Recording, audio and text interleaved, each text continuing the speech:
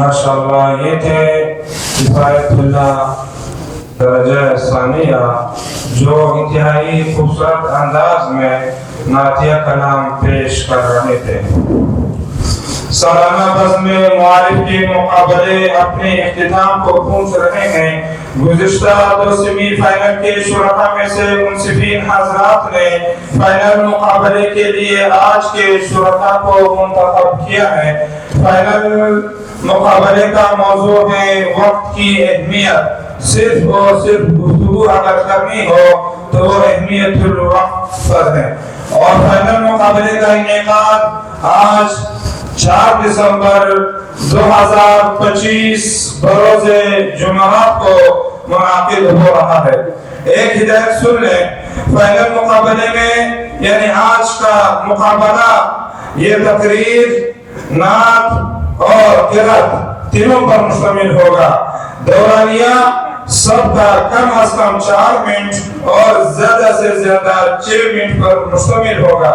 شرکاء کی سہولت کے لیے جامعہ نے سبز، پیلی اور سرخ بتی سٹیج پر نصب کی ہے۔ 6 منٹ کے سرخ بتی جل کر آپ کا خون چوسا جائے گا، یعنی سب سے پہلے یہ ترتیب ہوگی، جب آپ تقریر شروع کریں تو سب سے پہلے سبز بتی جلے گی۔ سبز بتی جلنے کا مطلب یہ ہے کہ آپ آرام سے اپنی تقریر کر سکتے ہیں۔ پھر بالکل 5 منٹ کے اختتام پر پیلی بتی روشن ہوگی۔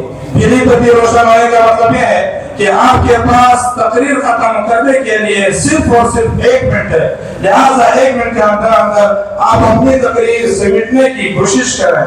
اس کے بعد 6 منٹ کے اختتام پر سرخ بتی جلے گی جو آپ کا خون چوسا جائے گا، اور اس کا مطلب یہ ہے کہ اس کے بعد آپ کے نمبرات کٹ جائیں گے۔ لہٰذا تمام شرکاء سے درخواست ہے کہ وہ وقت کا خاص خیال رکھیں۔ میں اس مقابلے کا باقاعدہ آغاز تلاوت کلام پاک سے کرنے جا رہا ہوں۔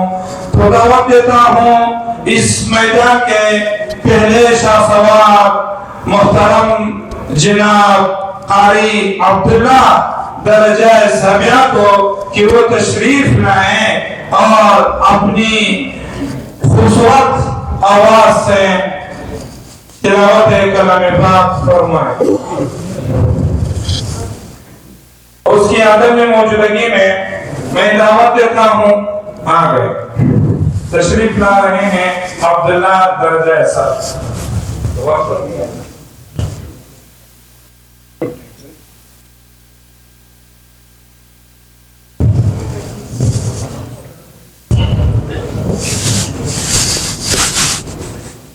أعوذ بالله من الشيطان الرجيم. بسم الله الرحمن الرحيم. وأيوب إذ نادى ربه أني مسني الضر وأنت أرحم الراحمين. فاستجبنا له فكشفنا ما به من ضر وآتيناه أهله ومثلهم معهم رحمة من عندنا وذكرى للعابدين. وإسماعيل وإدريس وذا الكفل كل من الصابرين. وأدخلناهم في رحمتنا إنهم من الصالحين. وذا النون إذ ذهب مغاضبا فظن أن لن نقدر عليه فنادى في الظلمات أن لا إله إلا أنت سبحانك لا إله إلا أنت سبحانك إني كنت من الظالمين فاستجبنا له ونجيناه من الغم وكذلك ننجي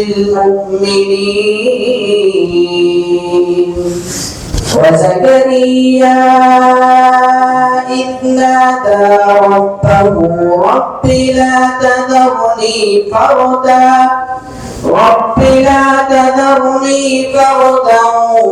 وأنت خير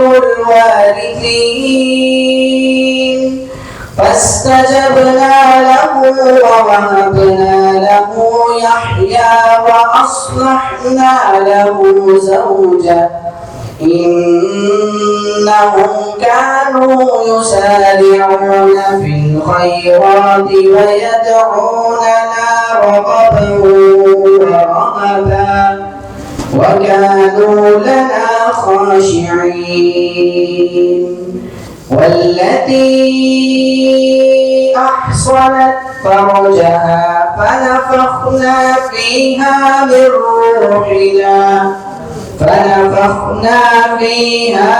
روحنا وجعلناها وابنها